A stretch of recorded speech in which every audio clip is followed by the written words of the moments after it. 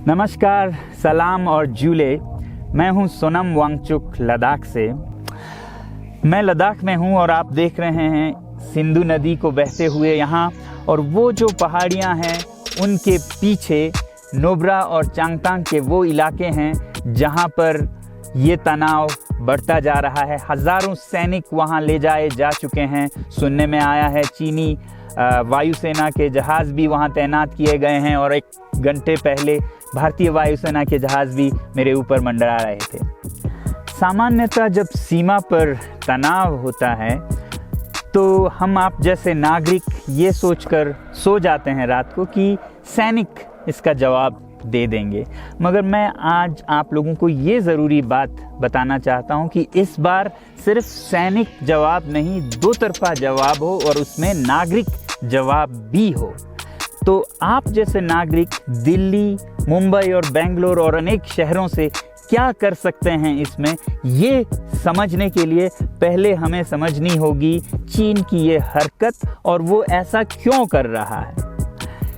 आपने देखा होगा कि ये सिर्फ भारत के साथ नहीं हो रहा है, बल्कि पिछले कई हफ्तों से चीन ये दक्षिण चीनी सागर में वियतनाम, ताइवान और अब हांगकांग के साथ भी छेड़खानी कर रहा है। और मेरा ये विश्लेषण है कि वो ये सब किसी देश के साथ दुश्मनी के वजह से ज़्यादा अपने अंदर की समस्याओं को सुलझाने के लिए कर रहा है। आज चीन को सबसे बड़ा डर है तो अपने जनता से डर है। उनकी 140 करोड़ की आबादी, जो कि एक बंधुआ मजदूर की तरह बिना मानवाधिकारों के चीनी तानाशाह सरकार के लिए काम करते हैं और उसे धनी बनाते हैं। जब वो नाराज़ हो जाए तो फिर एक क्रांति की सी परिस्थिति बन पड़ती है, और इससे चीन बहुत डरता है। आज कोरोना के प्रकोप के बाद चीन में फैक्ट्रियां बंद हैं, एक्सपोर्ट्स बंद हैं और बेरोज़गारी 20% तक बढ़ चुकी है। लोग बहुत नाराज़ हैं, क्रांति हो सकती है, तख्ता पलट हो सकता है। इसीलिए चीन पड़ोसियों से दुश्मनी करके अपनी जनता को अपने साथ जोड़ने में लगा हुआ है, और ये पहली बार नहीं कर रहा है। 1962 में जब भारत के साथ जंग की तो वो जंग भी उसने अपने जनता को संभालने के लिए की थी। तब 4 साल का अकाल और भूखमरी हुई थी, और इससे ध्यान हटाने के लिए ये जंग की थी। चीन के लिए अपनी जीडीपी और जो खुशहाली है उसे बढ़ाते रहना बहुत ही ज़रूरी है, और जिस दिन जीडीपी घट जाए वहाँ की जनता क्रांति के लिए तैयार है। मैं तो कहता हूँ कि इस बार भारत की बुलेट पावर से भी ज़्यादा वॉलेट पावर काम आएगी। जो नागरिक पैसा खर्चते हैं चीन के सामान को खरीदने में, ज़रा सोचिए, हम आप भारतीय उद्योग को मारकर चीन से मूर्तियों से कपड़ों तक हर साल 5 लाख करोड़ के सामान खरीदते हैं, और फिर यह पैसा आगे जाकर हमारे सीमा पर हथियार और बंदूक बनकर हमारे सैनिकों के मौत का कारण बन सकती हैं।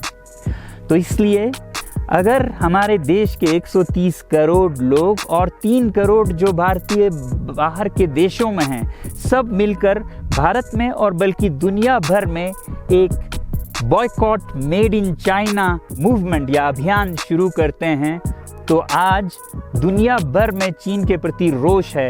हो सकता है कि सारी दुनिया साथ आए और इतने बड़े स्तर पर चीनी व्यापार का बॉयकॉट हो कि चीन को जिसका सबसे बड़ा डर था वही हो, यानी कि उसकी अर्थव्यवस्था डगमगाए और उसकी जनता रोष में आए, विरोध और तख्ता पलट। और अगर हम ऐसा नहीं करते हैं तो कितनी बदनसीबी की बात होगी भारत के लिए, ज़रा सोचिए। एक तरफ हमारे सेना सीमा पर जंग लड़ रही होगी और दूसरी तरफ हम आप चीनी सामान, मोबाइल से लेके कंप्यूटर्स, कपड़ों से लेके खिलौनों तक को खरीदकर उनकी सेना को पैसा भेज रहे होंगे, चीन की सेना को। ये तो हुई हार्डवेयर की बात। दूसरी तरफ हमारी युवा चीनी सॉफ्टवेयर, ऐप्स, गेम्स जैसे टिकटॉक, शेयर इट, इन सब में मस्त। उन्हें दूसरी तरफ से करोड़ों करोड़ों का पैसा भेज रहे होंगे। तो इसलिए बहुत ज़रूरी है कि हम एक नागरिक जवाब ज़रूर दें और इसे एक अभियान बनाएं, ग्लोबल मूवमेंट की तरह। ये बॉयकॉट मेड इन चाइना का जो अभियान है वो भारत के लिए भी एक वरदान साबित होगी। जैसा कि हमारे प्रधानमंत्री ने एक विजन हमें दिया था स्वावलंबन का, सेल्फ रिलायंस, वो तब हो सकता है जब हमारे अपने उद्योग फलें फूलें। और जब हम बॉयकॉट करते हैं इन सामान का तो अपने देश के उद्योग का, उत्पाद का हम प्रयोग करेंगे और उससे मज़दूरों को रोज़गारी मिलेगी और सारा देश खुशहाल होगा। बजट होगा कि हम और अच्छी तरह से टक्कर ले सकें सीमा पर भी। तो इसके लिए मैं आप लोगों से अपील करता हूं कि जहां तक ऐप्स और सॉफ्टवेयर की बात है तो हमारे युवाओं को एक हफ्ते में उन्हें अनइंस्टॉल करना चाहिए। Boycott made in China, software in a week and hardware in a year. क्योंकि साजो सामान के लिए वक्त लगेगा हमारे अपने देश से और बाहर से विकल्प निकलने तक, तो उसे हम 1 साल के अंदर कर सकते हैं। तो ये हम न सिर्फ अपना प्रतिज्ञा करें बल्कि 100 और लोगों को इसके बारे में समझाएं, शेयर करें सोशल मीडिया पर, और हमारी जो मीडिया है वो जनता तक, देश के कोने कोने तक पहुंचाए। और जैसे ही इसका असर दिखने लगेगा, इंटरनेट से ऐप्स लाखों में करोड़ों में अनइंस्टॉल होंगे, तो चीन को संदेश साफ जाएगा और यही एक तरीका उसे मेज़ पर पहुंचा सकती है जहां पर कि बातचीत हो शांति की। तो जाते जाते मैं ये बता दूं कि मैं क्या करने जा रहा हूं।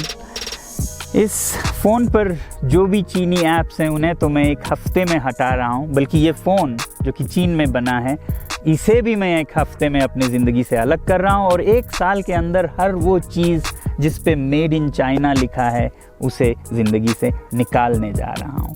हमें चीन से, चीनी लोगों से कोई समस्या नहीं है, चीनी सरकार और उनकी रवैयों से समस्या है। जब तक चीन में परिवर्तन ना हो हमें ऐसा करना होगा। और आप लोगों से मैं अपील करता हूं कि आप अपने शहर में, अपने मोहल्ले में ऐसे इवेंट्स करें जहां लोग प्रतिज्ञाएं करें कि चीनी सामान का बहिष्कार करें जब तक चीन में परिवर्तन ना हो।